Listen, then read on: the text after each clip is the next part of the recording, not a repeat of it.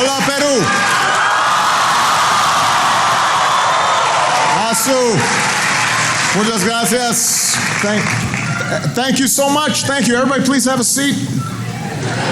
Thank you, Cynthia, for your kind words and your great work here in Peru in bringing people together across generations to meet challenges. Please give Cynthia a big round of applause for the great introduction.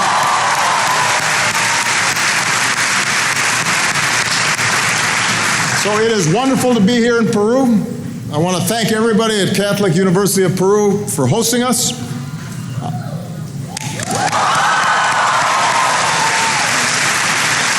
I want to thank the government and the people of this beautiful country for your hospitality. I love you too. Thank you.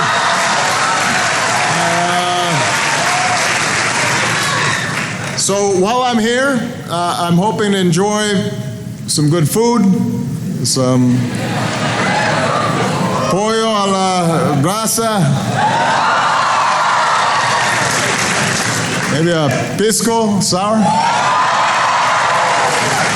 But I will not be attempting the marinera because I usually leave the dancing to my wife, Michelle. She's a better dancer than me. But I want to thank all of you for being here, our young leaders of America, both live and online, representing every country in Latin America and the Caribbean. Now, this is my final stop on my final trip abroad as President of the United States.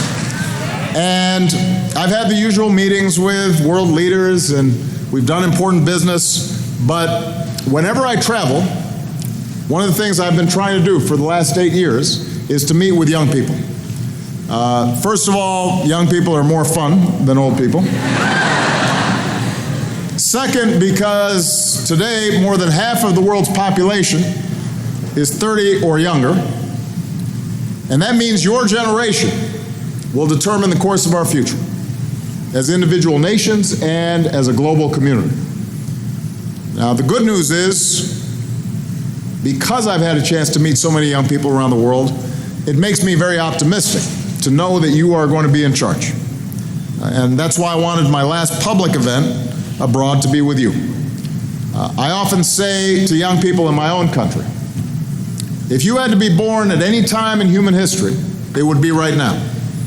If you think about all the progress that's been made, not just in your lifetimes, but even in the last few years.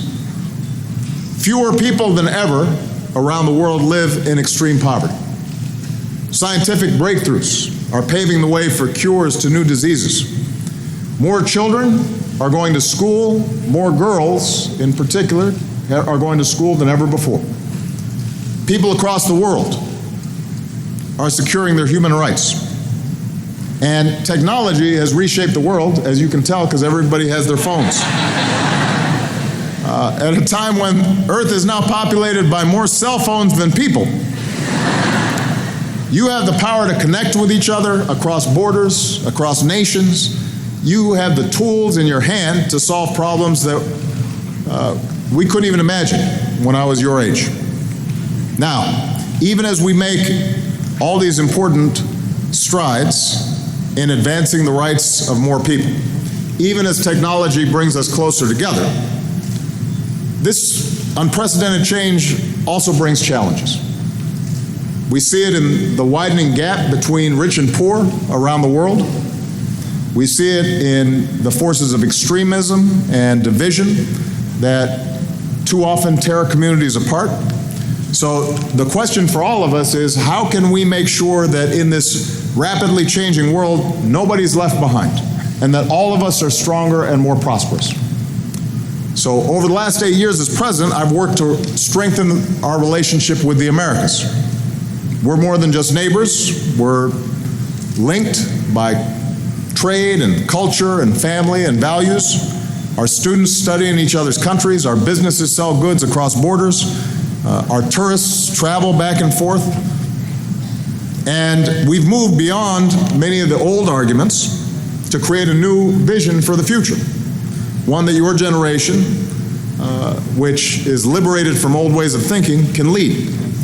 During my presidency, the United States recommitted itself to the region in partnership with your countries based on mutual interests and mutual respect. We increased trade, we stood up for democracy and human rights, fought against corruption and organized crime. We've promoted clean energy. We've led the global fight against climate change. We opened a new relationship with Cuba. I strongly believe that this work has to be done with governments, but it's even more important that it's done by people. Because government is important, but it can't solve every problem. So we have to work together at a people-to-people level. Teachers and doctors and students and entrepreneurs and religious leaders, all trying to find ways in which we can promote those values of dignity and humanity and respect that so often are threatened. And that's why we developed this Young Leaders Initiative. Our goal is to find the most innovative young entrepreneurs, the most energetic civil society leaders like you, and help empower you with training and tools and connections so you can make a difference in your communities and your countries. This network already has 20,000 people. This fall, we welcome the first class of 250 Wiley Fellows to the United States.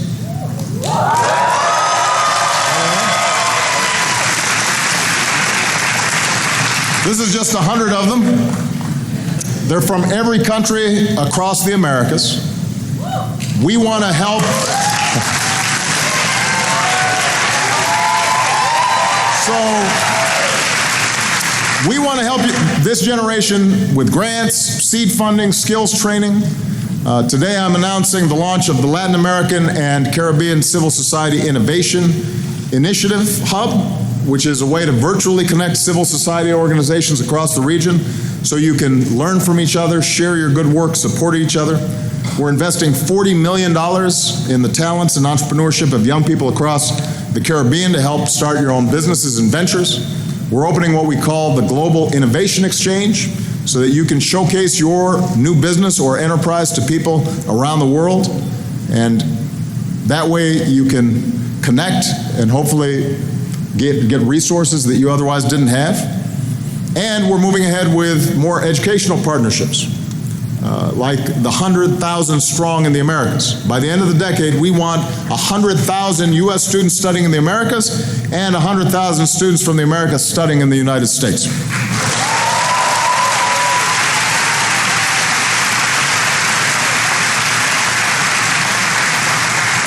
And today we're announcing a partnership between the U.S. Department of State, SEMPRA, and CAF, which is Latin America's development bank, to fund the first innovation fund competition exclusively between Peruvian and U.S. colleges and universities so students can come together to work on climate change and environmental science.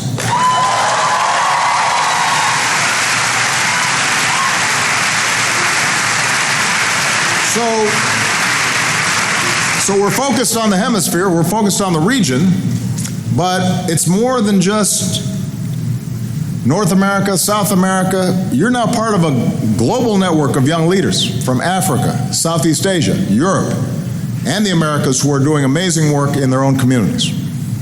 And while my time as U.S. President's coming to an end, this network is just beginning. It's never been more important. We need you to stay connected, work together, learn from each other, so we can build that next generation of leadership who can take on challenges like climate change and poverty, can help grow our economies, make sure that women get opportunity, make sure that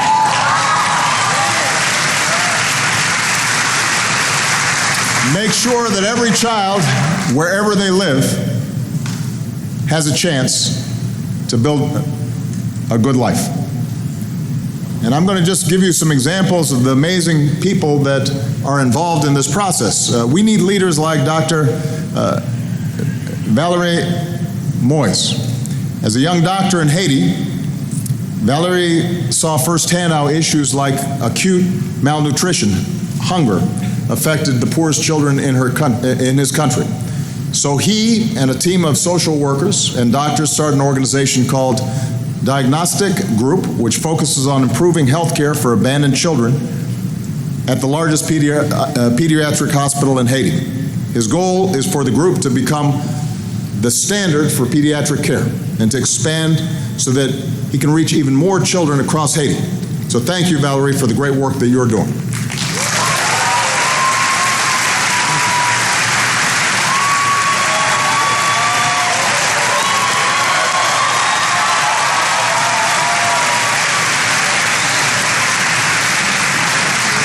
We need leaders like Abigail Lonk of Guyana. Abigail, are you here?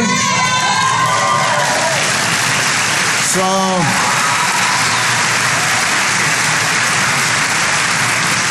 after struggling to find her own grandfather home care, Abigail realized this is a problem for so many other families, so she started Community Health Care, a home care agency. She started out as a service to help families take care of their loved ones, but now as a social movement that also provides training and job opportunities for young women in the healthcare industry. So thank you, Abigail, for the great work you're doing.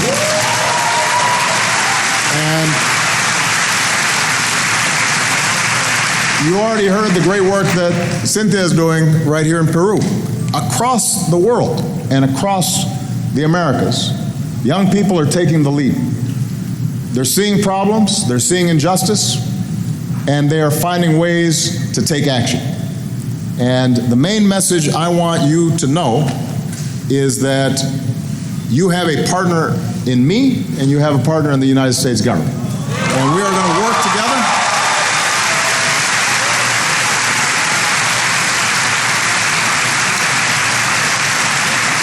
We're going to work together. We expect the fellowships to continue, but I want you to know that I will also continue to be involved, even after I'm president, because I want to make sure that we continue to invest in your success. If you succeed, not only do your country succeed, but the world succeeds. And I'm very excited to see all the great things you're going to do in the future. So, muchas gracias. Let's take some questions. Now we're going to start with some questions. I'm going to take off my jacket because it's a little hot.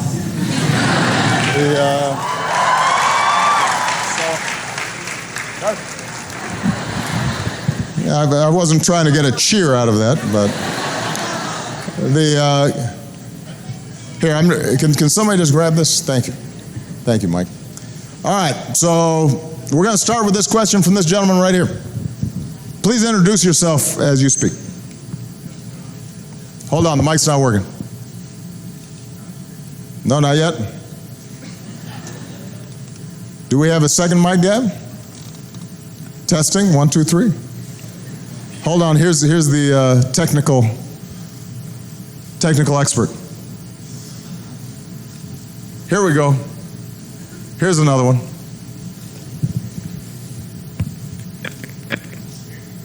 Not yet. Uh-oh. Here we go. We're going to try this one. One of these is going to work. Testing. Oh, there you go. Hey. Finally. Good afternoon, Mr. President. My name is Luis Santiago. I'm from Caracas, Venezuela. I'm a wildlife fellow. We're working on the first electronic health records platform for Latin America. And I was a proud member of this cohort of wildlife fellows. I'm here to read a question from a wildlife network. There were 200 questions posted on Facebook, but Carlos David Carrasco Muro from Venezuela asks, in Venezuela, there's a debate about what matters most for stability, whether it's peace or democracy. How can we create a world where we do not have to choose between them? Both are important for development. Thank you very much. Well, it's a great question, and it's a timely question because I think that after a decade in which we've seen more and more countries adopt democratic practices, you're now starting to see some of those gains reversed.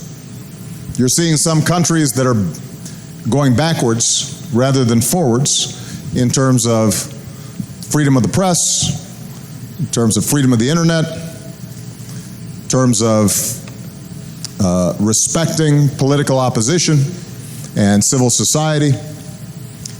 And there are those who argue that democracy is incompatible with development because you need order. You need somebody from the top to tell people what to do in order to achieve. And I would just suggest that you look at the evidence over the last 20, 30, 40 years. Those countries that pursue democracy, that pursue transparency, where their leaders are held accountable, those are the countries that are doing best. Those countries that are repressive, that don't respect democracy, that silence critics, they go backwards economically. And it makes sense when you think about it, because in this time that we live in, development is based on knowledge and innovation and education and new thinking and sharing of ideas. It's not based on how much land you have. It's not based on natural resources. It's based on your people. And in a democracy, what we're able to do is people, through the freedom they enjoy, are able to create, start businesses, start organizations, solve problems. And what's also true then is they're able to hold the government accountable. So when the government doesn't deliver for its people, if it engages in corruption, if its policies only benefit a few rather than the many, people can react and respond. And over time, people get better policies from their governments. And look at what's happened just along the coast here in Latin America. You look at Chile, Peru, Colombia, all of them are growing faster, all of them are doing better because of the new openness and democracy that exists in these countries. And what's true here is true around the world. Now, the one thing I have to say, though, is democracy is more than just elections. Democracy is also a free press. Democracy is also freedom of religion. Democracy is making sure that the rights of minorities are protected, not just the majority. Democracy is rule of law and an independent judiciary. So it's a matter of all these elements coming together. But the main thing we've learned is that in this knowledge-based society, you can maintain order for a while with repressive, non-democratic governments, but it will rot from within.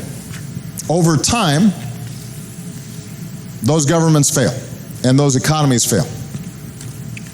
Because when they make mistakes, they try to hide them instead of trying to solve them. When somebody has a legitimate criticism of a problem, it can be ignored because the politicians don't have to answer. And you know, eventually, those societies end up doing much worse, oftentimes by increasing repression as people get more and more dissatisfied, and then society breaks down. It's also true, by the way, that non-democratic countries are much more likely to get into wars with other non-democratic countries. Democracies tend to try to solve problems through diplomacy and dialogue. So not only is there not a contradiction between democracy and development, it is my belief that in this new knowledge-based economy, for development to be successful, you need democracy. I will say this one last thing, though. Democracy can be frustrating, because democracy means that you don't always get 100% of what you want. Democracy means that sometimes you have to compromise. And it means that, you know, the outcomes of elections don't always turn out the way you would hope. And then we're going through that in the United States, and I'm doing everything I can to help facilitate a successful transition with the president-elect in the United States. But as long as we keep our democratic systems open, then the society has a chance to try something new, and then it can make a decision and correct problems that they see in the future, and progress will continue. Okay? Good. All right. Let's see. Right there. Yeah, you. Yeah. So let's get a microphone to you so we can hear you. And introduce yourself. By the way, I apologize. My Spanish is just okay. So we're doing this in English, but hopefully I'm being clear. Go ahead. Okay. Hi, Mr. President. I'm very glad to be here, that you are here in my country, in Peru. Yeah. And for me, it's an honor to be here in this conference. Well, my question is, what do you think about that European Union have been come together to promote military integration in defense that after the victory of Trump? And do you think that it is we have a global paranoia or created by the media or is real? Good. What's your name? Jocelyn Ramirez. Nice to meet you. Are you a student here? I'm a student from UBC. Fantastic. Okay. You have some classmates here.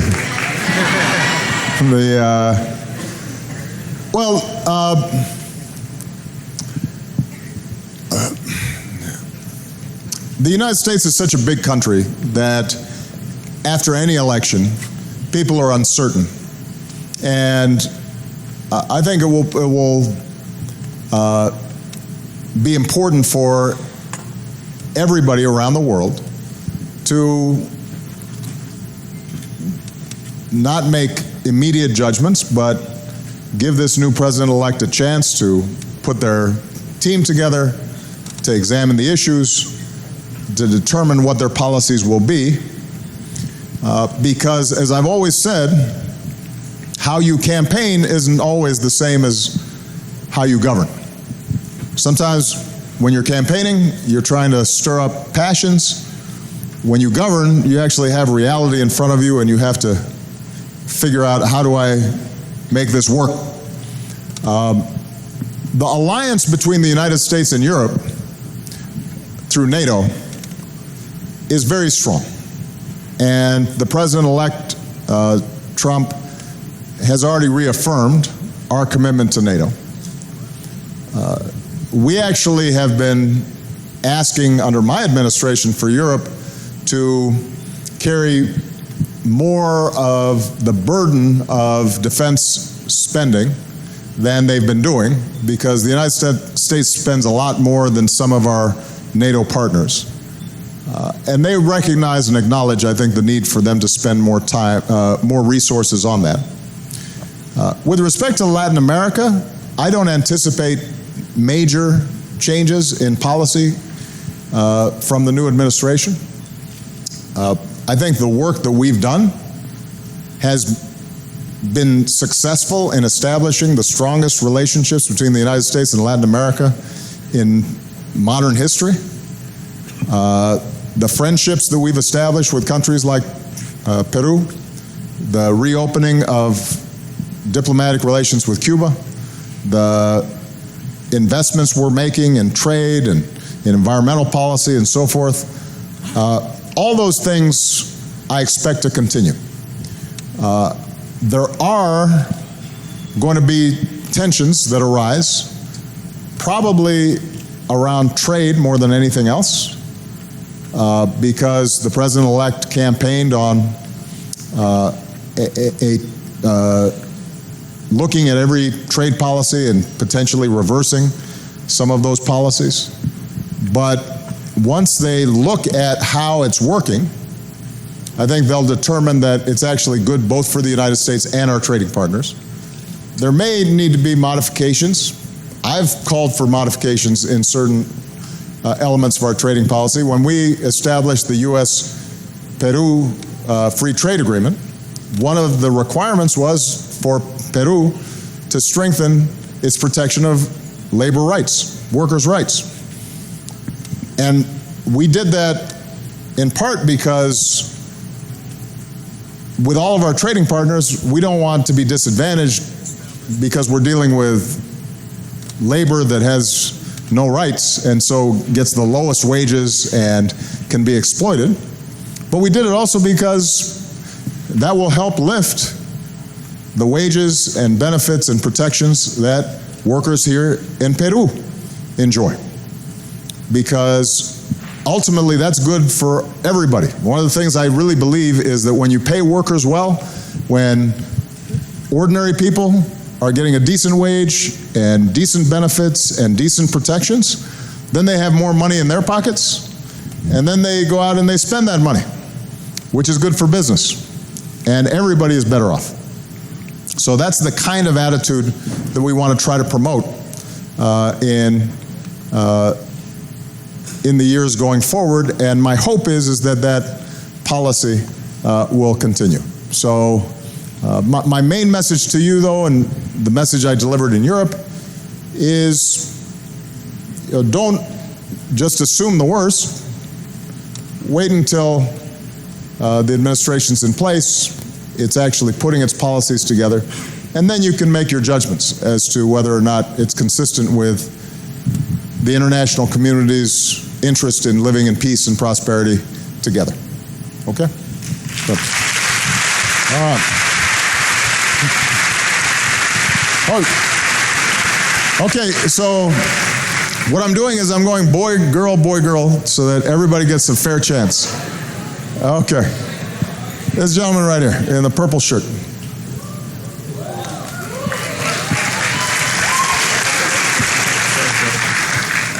Thank you very much. First of all, I just want to say thank you for being such a great world leader over your tenure. I truly think that you've done your best in making the world a better place. I appreciate it. My name is Luby Georges. Thank you. Where are you from, Luby? I'm from the Bahamas. Hey. I am the son of two Haitian immigrants living in the Bahamas, and I'm a human rights activist and also a radio talk show host. I filter my advocacy work through radio because it's a great form of communication and getting everybody involved. Nonetheless, you spoke about youth and us shaping the future and the direction and the world and what it's going to be in the very near future. But I'll give you a quick example of what I experienced and then a question that can apply to all of us here as young people.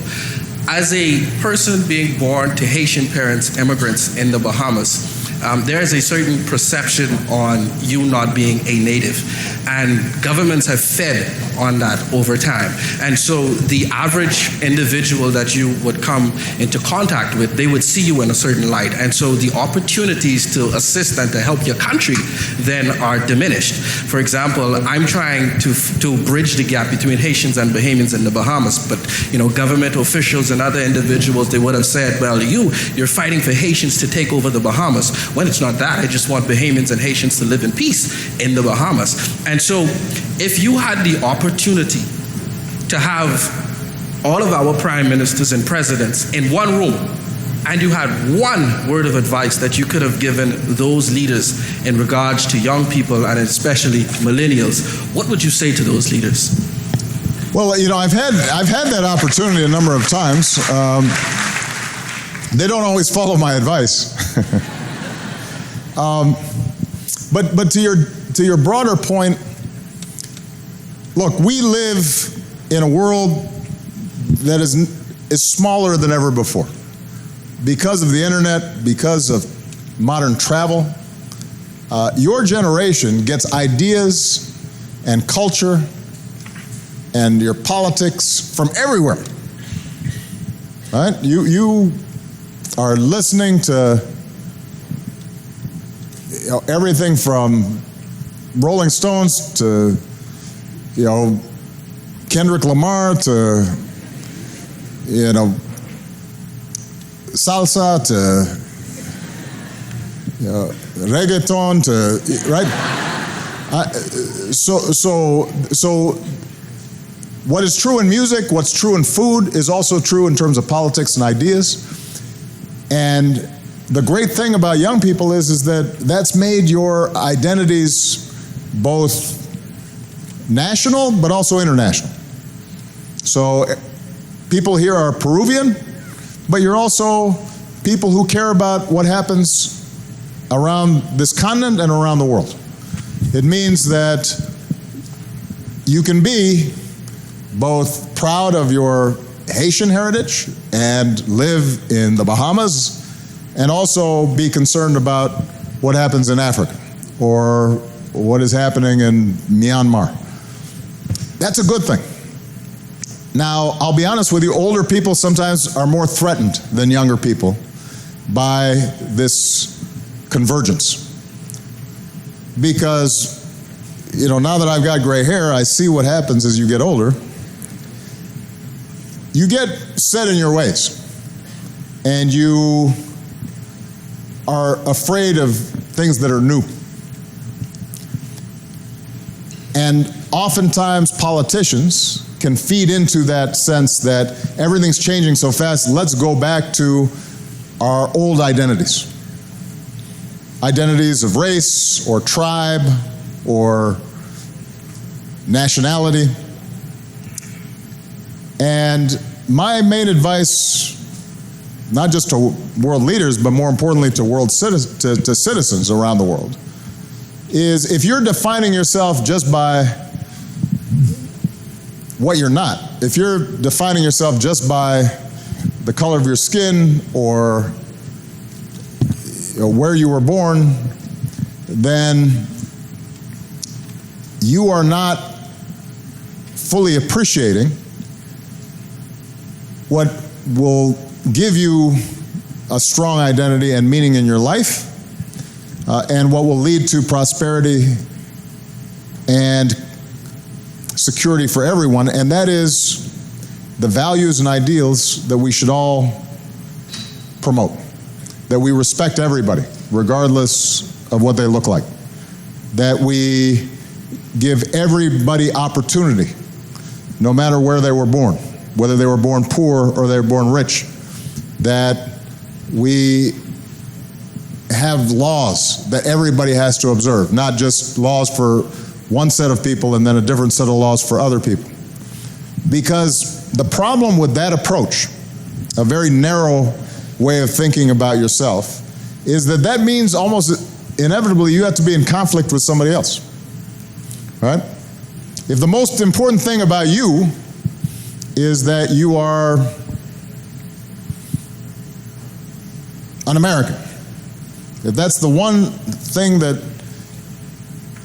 defines you, then you may end up being threatened by people from other places when in fact you may have a lot in common and you may miss opportunities.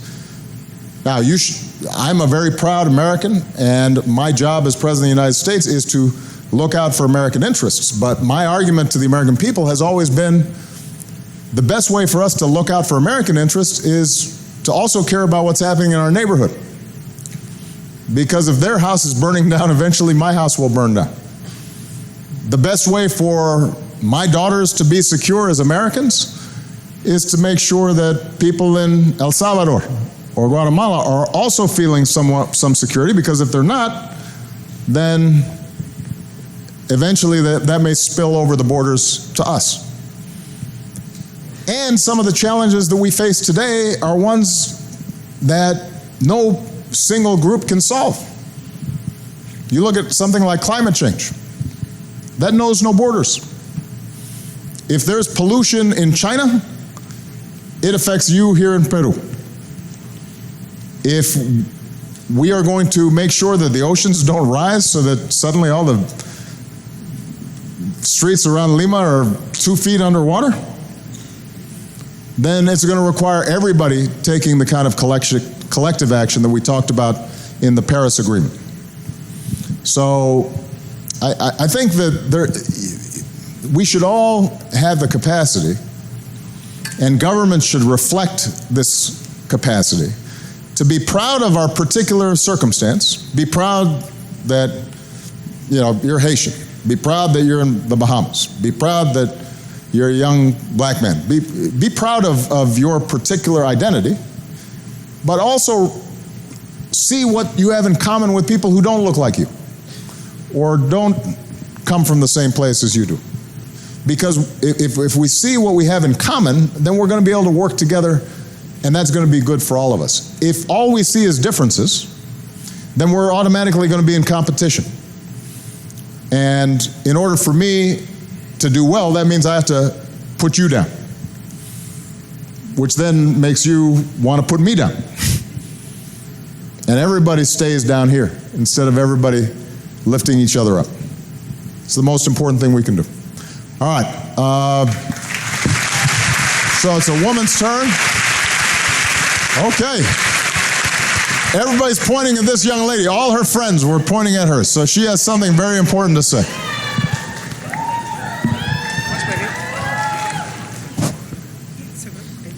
Welcome to Peru, Mr. President. Thank you. My name is Sofia, and my friends and I are students at Laboratoria.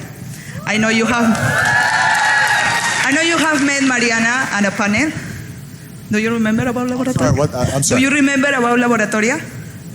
Yes. With Mariana Costa? Yes, okay, yes. I'm a student over there, me and my friends. We are so lucky to be studying over there to get a job in tech. But there are so many young people still without this type of opportunities. So what do you recommend to open more quality education or job opportunities for young people in Latin America? Well, the program you described is doing great work, and there's a lot of good work all across Latin America. One of the goals is to make sure that not only are we providing a great education for people at the youngest ages, basic reading, arithmetic, all those things, but today you also need to have some knowledge of technology. And what we're trying to do is to work with governments and NGOs to expand access to the internet, to digital platforms. And what we also want to do then is to help design curriculum and programs through the internet so that online learning is accessible in places where previously there might not be opportunities. And we're seeing some of those investments here in Peru. That's part of the broader educational program that we have throughout Latin America. But we can still do more. And it's not just us. It's a public-private partnership also. So, having Facebook participate and Microsoft and other and Google and other big companies who have an interest in an educated population, because the more educated and more wired they are, the more over time customers are using their products and their platforms. What we want to do is to make sure that everybody, even in the smallest village, has suddenly this library to the world and to the best educational opportunities, even if there's not a big university in that small town. And some of the learning that we can do, it doesn't have to be 4 years. Sometimes a 6-week program could teach people coding in computers, and suddenly right away that person has a job, and then they can learn more and ultimately go and get a 4-year education. But oftentimes what you need is just that first step. And we're doing this in the United States, by the way. It's not just in Latin America. In the United States, one of the things that we're finding is that we need to expand computer science and literacy in the schools. We need to make sure also that we set up technical training systems where somebody who's unemployed in a city where there used to be a big factory, but now the factory's closed, or because of automation and robots, there are fewer people are working there. Those people who've lost their jobs, they may not be able to afford to just go to a 4-year university. Give them 6 weeks, 8 weeks, 10 weeks of training, get them in a job right now, and then over time, they can learn even more. All right? So congratulations, you guys are doing good work. Good. All right. Okay. So this is a team effort now. It's good to see this cooperation. Everybody's pointing at one person. All right, this gentleman right here, right in the front. Hello, Mr. President. I'm a student representative from this beautiful university with a gorgeous group of people. My name is Kai, and I'm going to give a little bit of context to my question. You see, the smartest man I know is my dad. My dad was born in Cuba, and when he was 7 years old, he went to the United States to get an opportunity. He lived all of his university life there, from community college to doctorate, and he managed to do a lot of things because the USA had an open arm policy towards him. Today, many immigrants can bring innovation to the USA because it has still this open arms policy, but the administration that is set to go after you is allegedly saying that they will have a closed door policy. In your opinion, what do you think that today the stand of the USA is for offshore innovators that want to leave their comfort zone to the USA to go to Harvard, MIT, Yale, to find and to strive? And what would be the damages of the USA closing their doors to these young innovators? And Sure. Final remark, I hope you have 2 amazing last months of presidency. Thank you. Thank you very much. Well,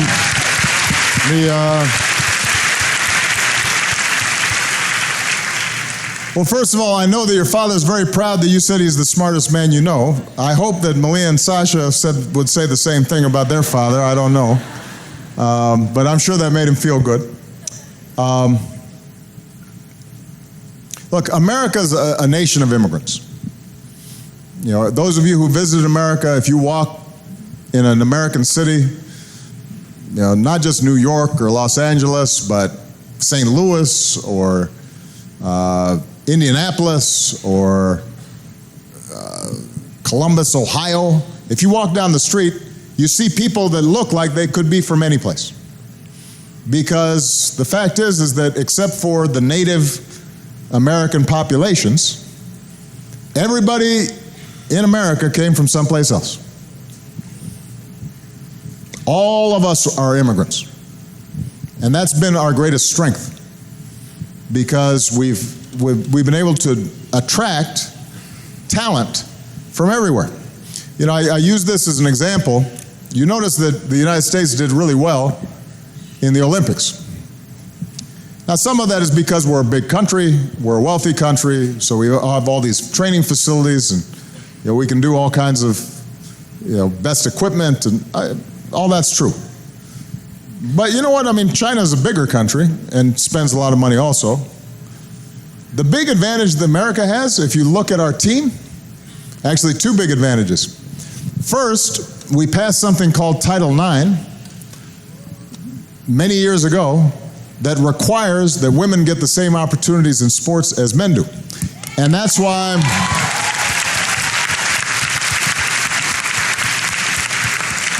one of the reasons the American teams did so well is the women were amazing. Just because they've gotten opportunities, right?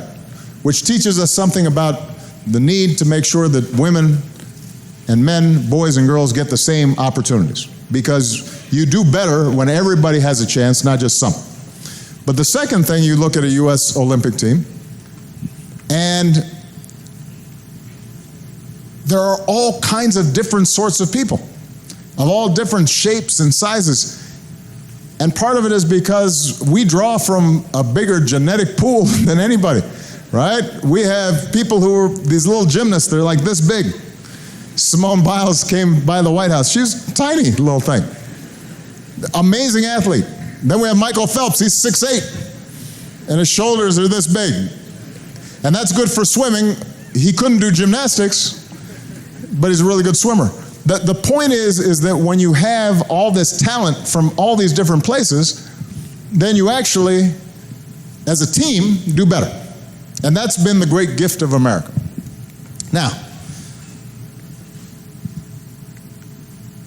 what we have to do, not just in the United States, but in all countries, is to find a way to have a open, smart immigration policy, but it has to be orderly and lawful.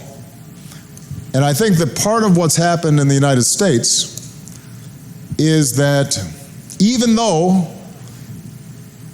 the amount of illegal immigration that is happening has actually gone down while I've been president, the perception is that it has just gone up. Partly this is because it used to be that immigrants primarily stayed in Texas and Arizona and New Mexico border countries or in Florida, and now they're moving into parts of the country that aren't used to seeing immigrants, and it makes people concerned. Who are these people? And are they taking our jobs? And are they taking opportunity and so forth? So my argument has been that no country can have completely open borders, because if they did, then nationality and citizenship wouldn't mean anything. And obviously, if we had completely open borders, then you would have tens of millions of people who would suddenly be coming into the United States, which, by the way, wouldn't necessarily be good for the countries where they leave, because in some places like in Africa, you have doctors and nurses and scientists and engineers who all try to leave, and then you have a brain drain and they're not developing their own countries. So you have to have some rules, but my hope is that those rules are set up in a way that continues to invite talented young people to come in and contribute and to make a good life for themselves. What we also, though, have to do is to invest in countries that are sending migrants so that they can develop themselves. So you mentioned Cuba, for example, where your father fled. He left in part because they didn't feel that there was enough opportunity there. Part of the reason I said let's reopen our diplomatic relations with Cuba is to see if you can start encouraging greater opportunity and freedom in Cuba. Because if you have people who've been able to leave Cuba and do really well in the United States, that means they have enough talent that they should be able to do really well by staying at home in Cuba. There are enormously talented people here in Peru. I don't want all the young people in Peru to suddenly all go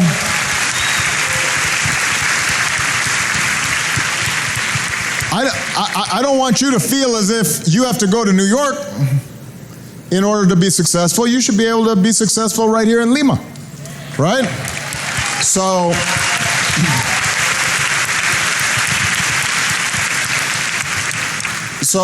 this is true in the Americas. It's true in Europe, where obviously they've been flooded, and it's been very controversial with migrants. Some of them displaced from war in Syria, but some of them just coming for economic reasons from Africa. I just left meetings with European leaders, and we discussed the fact that if we're investing more in development in those African countries and encouraging greater rule of law and less corruption and more opportunity in those countries, then people are less likely to want to come to Germany or Italy for their futures, because they feel that they can make a future where they are. But this is an example of what I was saying earlier. If we think only about very narrow terms about our borders and what's good for us, and ignore what's happening everywhere else, eventually it will have an impact on us whether we like it or not, because the world is just much smaller than it used to be. All right? Okay, let's see, you got all right, young lady right there. go ahead, in the black, yeah. Yes, you.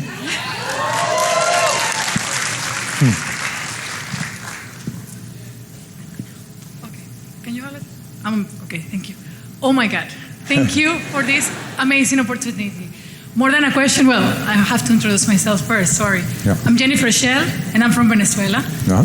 We already talked a little bit about my country, but I just want to thank you for giving us the women's opportunity to make us feel empowered.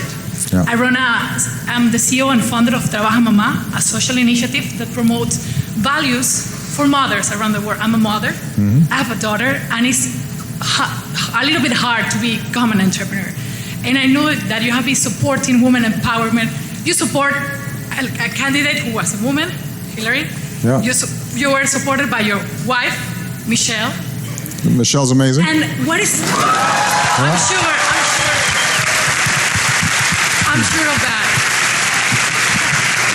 So I know how you have been telling a lot of advices for young leaders, but I want a special advice for female entrepreneurs, for those who have to strike a little bit more, for those who are mothers who have to split themselves and ask herself, should I be a mother or should I be a professional? I truly believe that we can be both at the same time. Yeah. But I would like to hear it from you, an advice for all the women, potential women that are going to become a mother. Yeah. We'll have our future generations. Yeah. And on behalf of all my YLF fellows, thank you for this amazing opportunity. And all the fellows that are looking, there are more fellows looking right now from their countries because they couldn't come to Peru. So thank you for all the fellows that are watching us right now. And thank you for... Well, it's a great question.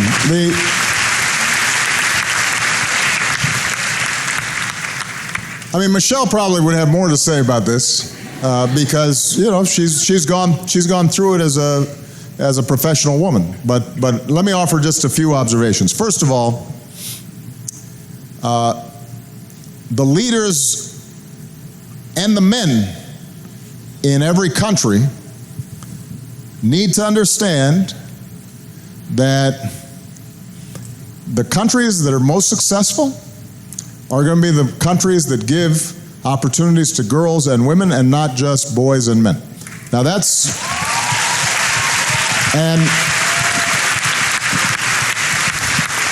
and if you look at which countries are doing best, most advanced, grow the fastest, it's partly because you can't have half the population uneducated, not working, out of the house, not in leadership positions, and expect to be as good as a country where 100% of the people are getting a good education and having opportunities and can do amazing things, starting a business or entering into politics or what have you. So this is not just a problem for girls and women. Men have to also recognize this is good for you. And if you're a strong man, you shouldn't be threatened that women are doing well. You should be proud that women are doing well. And families where women have opportunity, that means they're going to be able to bring in more income, which means the family as a whole is going to do better. And let's be honest, sometimes, that whole machismo, attitude sometimes makes it harder for women to succeed. And sometimes that is coming even from those who love them. So men, those of you who end up being fathers and you've got daughters, you've got to lift up your daughters. You can't, just telling them they're pretty is not enough. You got to tell them they're smart, and you got to tell them they're ambitious, and you have to give them opportunity. So once you have the whole country thinking in those terms, then you need to start having policies that can support women. And the most important thing, in addition to making sure that girls from an early age are getting a good education, and that they're not being told, oh, you can just do certain things, like engineering, that's a man's job, or being a scientist, that's a man's job, or no, girls can do everything. It can't be just, be a teacher, or which is a wonderful profession, But traditionally, women sometimes are just told there are a few things they can do: nurse, teacher, as opposed to anything, right? So that starts, once you've done that, then you have to recognize that the big conflict that women have in the professional world has to do with family and child rearing. And for biological reasons, women have more of a burden than men do. But it's not just biology, it's also sociology, right? Men's attitudes is, well, yeah, I don't have to do as much. And even in my marriage with Michelle, I like to think of myself as a modern, enlightened man, but I'll admit it, Michelle did more work than I did with Sasha and Malia. So part of what societies can do, though, is they can help with, for example, having smart policies for childcare. One of the hardest things for professional women, particularly when their children are still small and not yet in school, is who's going to take care of my baby when I'm working? And how do I make sure that they're safe and that they're trusted? So making sure that governments have policies in place that help. Now, having a mother-in-law who helps, that's also very useful. But not everybody has the option where, they have family members who are close by. So that's an example of something that we have to really work on. Then we have to put pressure on institutions to treat women equally when it comes to getting loans to start a business. Up until just maybe 20 years ago, in some places, in the United States even, a husband had to sign a loan document with a bank, even though it was the wife's business. Even if the woman was the one making the money, it was her idea, it was her investment, she was doing all the work, because of these old stereotypes, you're having men co-sign. That kind of mentality, that kind of discrimination still exists in a lot of institutions. So we have to push back against those, we have to fight against those. Women who are successful, you have to then fight for the younger women who are coming behind you, and make sure that you're changing some of these attitudes. If you are high up in a bank, then you got to make sure that these policies are good for women. If you succeed in politics, then you have to help promote and encourage women who are coming behind you.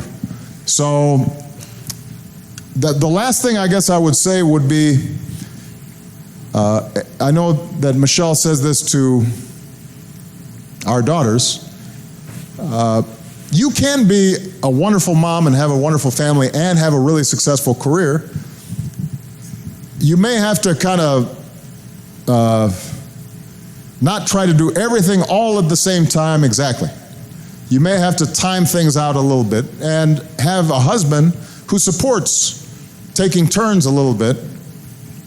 So it may be that when the child is very young, you're not doing something that is as hard, because having a really young child is already really hard, and you have to sleep sometimes. But then as the child gets older, maybe that's when you are doing something, maybe your husband is doing something that gives him more time to support that child, right? So there's going to have to be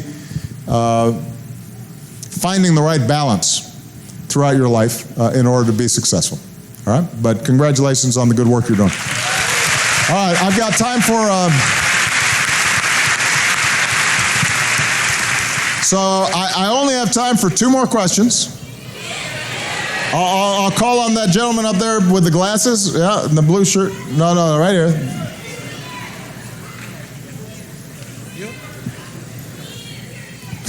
Wait. Let him ask his question, and then I'll ask the last one.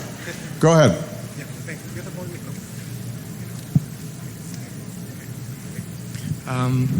Hello, Mr. President. Hello. It's really an honor to ask you this question. Well, my name is Alonso Cornejo. I'm studying marketing at Universidad San Ignacio Loyola. And my question is about what advices will you give to Peruvian students that they are starting to think different, to making a change, not just in Peru, just about all worldwide, make a change about worldwide. To what advices will you give that right now we live in a world that maybe the bad is good and good is bad. So what advices will you give them to chase their dreams, make a country better, not Peru, just worldwide? That will be my question. Thank you. Look, you're already doing so well. I don't know that I can give you the perfect advice, but I'll tell you what I tell my young people who work in the White House and who I meet in the United States, because I think it's what's true in the United States is true for you as well. We live at a time where you're always seeing bad news. Bad news gets a lot of attention. But the truth is that in so many ways, the world is better now than it was 20 years ago, or 40 years ago, or 100 years ago. People are healthier today, they're wealthier today, they're better educated today. The world, if you look overall, is less violent than it was. Look at the 20th century. Millions of people dying everywhere. Look at Latin America and the wars that were taking place everywhere across the continent. And so you actually are living in a time of relative peace and historic prosperity. And I say that so that you should feel optimistic about the future. You shouldn't feel pessimistic. Yeah, you're always seeing bad news, but the truth is the world is in a place where it can solve its problems and be even better 20 years from now or 50 years from now. You have to start with that hope, that sense of optimism inside you, because if you don't feel that way, then you don't bother to try to have an impact, because you think, every politician is corrupt and all the governments are terrible and people are greedy and people are mean, and so I'm just going to look out for myself, and then nothing gets better. So you have to start knowing that things have gotten better and can continue to get better. That's number one. Number two, I always tell young people and I don't know if this translates well in Spanish, but I say, worry more about what you want to do and not what you want to be. Now, here's what I mean. I think a lot of people, they say to themselves, I want to be rich. Or they say to themselves, I want to be powerful. Or they say, I want to be the president. Or I want to be a CEO. So or I want to be a rap star or whatever. So they say, they have this idea, but the people I know who are most successful, usually they're successful because they found something that they really care about and they worked at it and became really good at it. And over time, because they were so good at what they did, they ended up being rich, or they ended up being powerful and influential. But in the meantime, they were constantly doing what they enjoyed doing and learning, and that's what made them successful. So, what I would say to all of you is find something you care deeply about. If you care about poor children, then find a way right now that you can start helping some poor children. Don't wait saying to yourself, someday when I'm president of Peru, I'm going to help poor children. No, go now and find an organization or create an organization that is helping poor kids learn or be exposed to new experiences. If you care about the environment, don't wait. In addition to your studies, you could start having an impact right now on trying to improve your local community or trying to be involved in some of the work that's being done around things like climate change. The point is that once you decide what it is that you really care about, there are ways for you to now get involved and pursue that passion. And if you pursue that passion and you get good at it, you're not going to change the world overnight. Nobody does. I mean, I eventually, at the age of 45, became a senator and then the president of the United States, but I worked for 25 years in poor communities and worked on issues, and hopefully I was doing some good even before I was famous or powerful, so that, you know, if I hadn't ended up being president, I could still look back and say I worked on the things that I cared about and I got something done that was important. And that, I think, is the most important advice that I have for you. All right. Last question. It's a woman's turn. So all the men you can put all the boys can put their hands down. It's a woman's turn.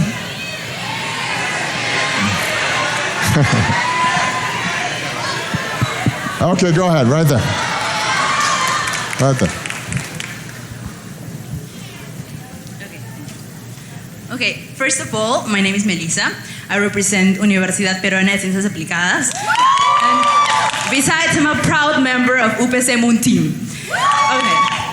And once again, I want to welcome you to this amazing country. And on behalf of this whole audience, I would like to thank you for this amazing opportunity. Okay, so my question is the following. As it is well known, during your presidence, you have stepped up and accepted mistakes you made yourself, or maybe the team you're leading. And that's, I believe, that shows how you reaffirm your beliefs in introspection and how you want to leave the past behind. What would be your advice to us, entrepreneurs, most of us, that would like to leave the mistakes, learn from them, step up, and leave what's the past in the past? Thank you, President. Well, you know, you shouldn't ignore the past, you should learn from it. And you should learn from history. And learn from experience. The truth is that, you know, I was, right before I came to Peru, I was in Europe, and I started my trip in Athens. And I went to the Parthenon, the birthplace of democracy. And you look at all these buildings from ancient Greece, and you try to imagine all the things that were happening in that time. And it seems very long ago, but the fact of the matter is that humanity keeps on making the same mistakes, and we oftentimes find ourselves dealing with the same problems and the same issues. So studying our past, studying our history is very, very important. But the main thing I tell you, and I tell my own daughters, is you can't be trapped by the past. There's a difference between understanding your past. You need to know the history of Peru. If you live in the United States, you need to know how America came about. And that includes both the amazing, wonderful things, but also the bad things. I mean, you have to if you want to understand America today, then you have to understand slavery, and you have to understand the history of immigration and how the debates we're having today about immigration aren't that different from when the Irish or the Italians came and people were saying we can't have any more Italians and we can't have any more Irish. If you don't know that, then you aren't going to understand the patterns that we are having today. But the point is that we have the power to make our own history. We don't have to repeat the same mistakes. We don't have to just be confined to what has happened before or what is going on today. We can think differently and imagine differently and do things differently. The one thing that we should remember, though, is that even as we try to do things that are new, we should remember that change generally doesn't happen overnight. It happens over time. So I say that to young people because sometimes they get impatient. In the United States, sometimes people say to me, "Oh, why haven't we eliminated racial discrimination in the United States?" And I say, well, we've made a lot of progress since I was born. In terms of human history, if you think on the scale of hundreds of years or thousands of years, in 50 years, the changes that have taken place have been amazing. So you have to understand that even though we can think differently, societies don't move immediately. It requires hard work, and you have to persuade people. And sometimes you take 2 steps forward and then you take 1 step back. And you shouldn't be discouraged when that happens. Because history doesn't just move in a smooth, straight line. The good news is that we have more access to information than we've ever had before. Young people are in a position to change the world faster than ever before. And I am confident that if you are respectful of people and you look for what you have in common with humanity, if you stay true to the values of kindness and respect and reason and trying to live together in peace, that the world will keep getting better. And I'll be looking forward to seeing all the amazing things that you do in the years to come. Okay?